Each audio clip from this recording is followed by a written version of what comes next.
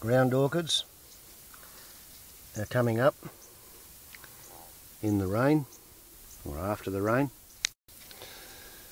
The Beard-Heath plants are in flower. I think these are in the category that if you find one of these in a logging coop, you can stop the logging operation. But the only way to get a feed out of these, again, is to steal the honey from the bees that will come along to fertilise them. The xantharias, or grass trees, only grow at 1/2 inch per year, so they become a pretty good bushfire clock to tell you when this bit of the floor last burnt. And if you're after a snack, you come in and pull out some of these central leaves. You draw them out, and the white bases are soft and you can digest them, and you can just have a bit of a chew on that, and that won't hurt the plant at all. If on the other hand you're really hungry, underneath the scales of the trunk there's a white starchy carbohydrate store in the centre. Quite high energy, but it'll kill a plant that may be older than you are to get at it. These are called longleaf spike rushes because of the characteristic double pointed protective spike they grow on the end. These can be harvested for fibre, or once again pull out a young leaf from the centre and nibble on the base. These are young spike rushes. This one has already flowered and it's starting to make seed. And the currawongs eat the seeds of these flax lilies, so I'm pretty sure you can collect the seed and grind them. Here we have a trachymene incisor, or wild native parsnip, but there's a fair bit of digging involved at getting to that one. Worth a separate clip. They're the best food plant on the sanctuary. Here we have the flowers of another style of a flax lily, and this one produces berries.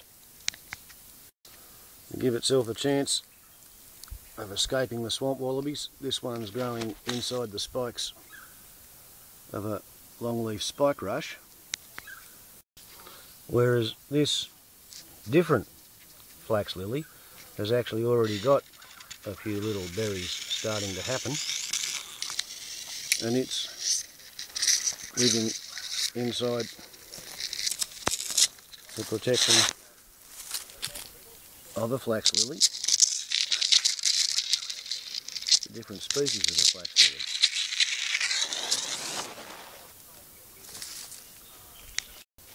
Here we have a kind of flax lily that gets called the bush violet, for fairly obvious reasons. This one's had the afternoon sun on it, so it's not in perfect condition, but once again you can pull those leaves and nibble on the base. I've heard that you can dig the roots up and cook and eat the roots, but that kills the plant. Here's a little flax lily that's been feeding all kinds of animals, including, I suspect, a whippersnapper, and since last time I mowed it's thrown up a little spray of flowers, and it's going to build itself some berries, and somebody will eat the berries and then they'll get dropped in the middle of a pile of fertiliser somewhere else in the forest floor, and it can all propagate. Here's another flax lily with a trachymene incisor down there. So you've got a wild native parsnip and a flax lily blueberry within 3 inches of each other. And here's the flower that caused me to stop what I was doing and go and pick up the camera.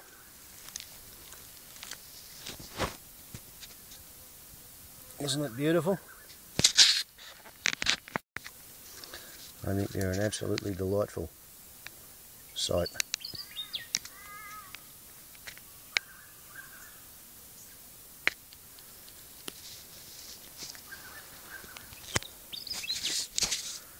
Apparently there's some sort of a pretty high-priced black market for the bulbs for these things. I've never dug them up.